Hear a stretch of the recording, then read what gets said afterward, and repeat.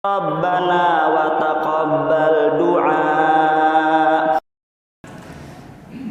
Rasulullah sallallahu alaihi wasallam sendiri telah mengingatkan kepada kita dan juga menganjurkan dalam sabdanya, aktsiru dzikra hadhimil ladzat, yakni al-maut. Perbanyaklah oleh kalian mengingat penghancur kelezatan dan kenikmatan, yaitu kematian. Karena dengan kematian seseorang, maka seseorang itu tak lagi mampu untuk merasakan dan mencecap kenikmatan atau jerih payah yang selama ini dikumpulkan. Baik itu fasilitas dunia yang sudah menggunung misalnya, ketika Allah cabut nyawanya, maka tak lagi dia bisa merasakan atau mencecap seluruh jerih payah yang dikumpulkannya. Oleh karenanya, maka dalam mengarungi kehidupan dunia ini, selayaknya seorang muslim memperbanyak ibadah, karena rizki yang Allah janjikan pun telah terjamin tanpa pernah tertukar dan kemudian diambil oleh orang lain. Saudara-saudara yang semoga dimuliakan oleh Allah, maka dalam hal ini mengingat kematian bisa membuat seorang berhenti dari kemaksiatan dan kemungkaran selagi benar-benar mengingat matinya. Kalau mengingat matinya hanya sekedar main-main, maka nanti barangkali hanya sebentar dia berhenti dari kemaksiatan dan dosa. Setelah tidak ingat mati lagi, maka kemudian nanti dia boleh jadi berbuat kemaksiatan yang lain lagi. Maka ketika seseorang diberi nikmat usia yang panjang, nikmat kesehatan, kesempatan selayaknya digunakan dengan sebaik-baik mungkin. Sebab kalau kemudian Allah uji dengan kesulitan, kepayahan ataupun rasa sakit, saudara-saudara, maka kesempatan itu menjadi berkurang untuk melakukan berbagai macam kebaikan. Terlebih kalau kemudian kematian yang Allah catatkan adalah hari itu, maka dia tidak lagi sanggup untuk melakukan kebaikan-kebaikan. Maka mengingat mati bisa membuat seorang berhenti dari kemaksiatan dan kemungkaran, bisa melembutkan dan melunakkan hati seseorang yang tadinya keras. Dengan mengingat mati, hati bisa menjadi lembut. Sebagian salaf atau salah seorang salaf dahulu ada, saudara-saudara, yang tujuannya untuk melembutkan hatinya, maka kemudian dia gali sebuah tanah layaknya kuburan.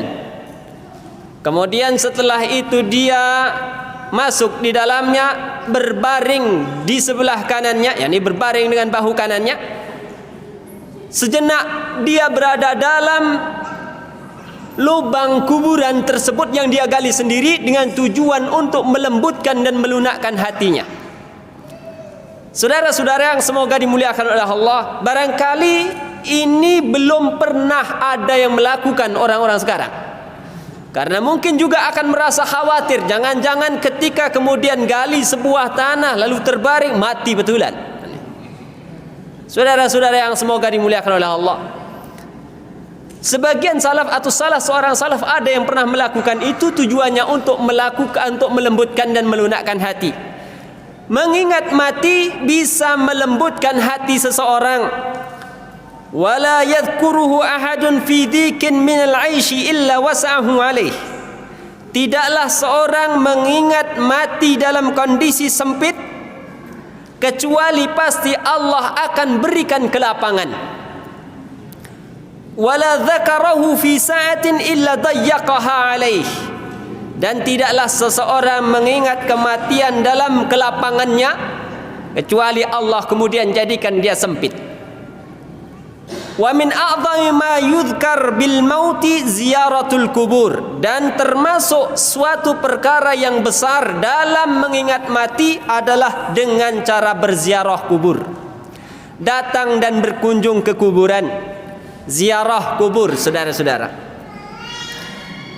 Karena Nabi SAW pun memerintahkan demikian, yakni berziarah kubur. Dalam hadisnya, kuntu nahaitukum an ziyaratil kubur. Dulu saya pernah melarang kalian dari berziarah kubur. Ala fazuruha. Sekarang berziarahlah ke kuburan. Kenapa Nabi memberikan alasan? Fa innaha turiqul qalb. Karena dengan berziarah kubur itu bisa melembutkan dan melunakkan hati. Wa tudmi'ul ain, dan membuat mata menangis, menitik air mata. Wa tudzakkirul akhirah, bisa mengingatkan kepada kehidupan akhirat. Wala taqulu hajra, dan Nabi berpesan jangan berkata-kata kotor ketika berziarah kubur. Jangan mencela, kok ini begini, kok ini begitu, oh si fulan ini dulu begini, dan seterusnya. Saudara-saudara yang semoga dimuliakan oleh Allah, jangan berkata-kata kotor. Bal yajuzu lil muslim, bahkan pada akhirnya kata sang penulis Syekh Muhammad Shalih Al-Munajjid, bal yajuzu lil muslim, bahkan boleh bagi seorang muslim an yazura maqabiral kuffari lil itti'ad. Bahkan seorang muslim dibolehkan untuk berziarah ke kuburan orang-orang kafir dengan tujuan untuk mengambil ibrah dan pelajaran. Bukan untuk mendoakan, tapi untuk mengambil sebuah pelajaran. Itu sekiranya tidak didapati kuburan kaum muslimin. Dengan tujuan untuk mengambil sebuah pelajaran, maka sang penulis memperbolehkan seorang muslim, kalau terpaksa tidak ada kuburan muslim, dia bisa berziarah ke kuburan orang-orang kafir. Apa dalilnya? Wad dalilu ala dzalik, dalil hal itu adalah ma warada fi sahih, tersebut dalam hadis sahih, annahu sallallahu alaihi wasallam, bahwa Rasulullah sallallahu alaihi wasallam zara qabra ummihi, beliau berziarah ke kuburan bundanya, ke kuburan dan ke pusara bundanya. Fabaka, Nabi kala berziarah ke pusara bundanya, beliau menangis. Wa abka man haulahu, karena beliau menangis, sahabat-sahabat yang menyertai kala itu pun ikut menangis.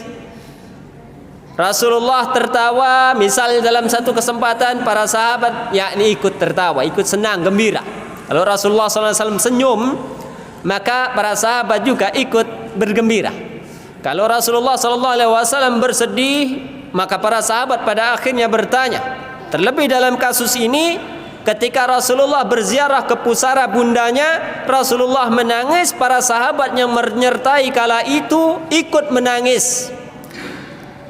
Faqala, ketika kemudian Rasulullah merasakan beberapa sahabat ikut menangis dan Rasulullah perlu menjelaskan kenapa beliau menangis, maka akhirnya Rasulullah SAW menyatakan, istadzantu rabbi fi an astaghfira laha falam ya'dhanni. Aku minta izin kepada Rabbku untuk minta ampun kepada Allah buat ibunda, tapi Allah tidak memberikan izin kepada saya. Wasta'dhantuhu fi an azura qabraha fa'adina li, dan aku minta izin kepada Allah kiranya dibolehkan untuk berziarah saja ke pusara bunda, dan Allah izinkan itu. Nah, dalil ini saudara-saudara bisa disimpulkan dan termasuk pernyataan penulis, dibolehkan seorang muslim untuk berziarah ke kuburan kufar sekalipun dengan tujuan untuk mengambil sebuah pelajaran, bukan untuk mendoakan dan memintakan ampunan. Fazurul kubur, kata Nabi berpesan kepada para sahabat dan kepada kita semua tentunya, fazurul kubur, ziarahlah kuburan kepada kalian, ziarahlah ke kuburan. Fa innaha tudzakkirul maut, karena berziarah itu bisa mengingatkan kepada kematian. Maka salah satu hal yang paling besar dengan tujuan untuk mengingat mati adalah dengan cara berziarah kubur. Karena boleh jadi saudara-saudara, kalau hanya seseorang diingatkan kepada kematian, mungkin dia tidak begitu ingat. Tapi ketika kemudian dia datang langsung ke kuburan, saudara-saudara, apalagi rumahnya di depan pintu gerbang kuburan misalnya, setiap hari dia lewat lalu lalang di depan pintu gerbang kuburan, itu selalu ingat mati, saudara. Kalau tidak, maka na'udzubillah tentunya. Maka saudara-saudara yang semoga dimuliakan oleh Allah, hanya terkadang Jarang ada orang yang mau tinggal dekat kuburan. Yang angker bilangnya, yang ngeri dan seterusnya. Tapi sebenarnya saudara-saudara, ada manfaat pula ketika kemudian kita tak jauh dari kuburan. Kita bisa lihat nanti bakal seperti itu pula. Baru kemarin dia bercanda sama saya, ternyata sudah tiada. Dan betul, saudara-saudara yang semoga dimuliakan oleh Allah.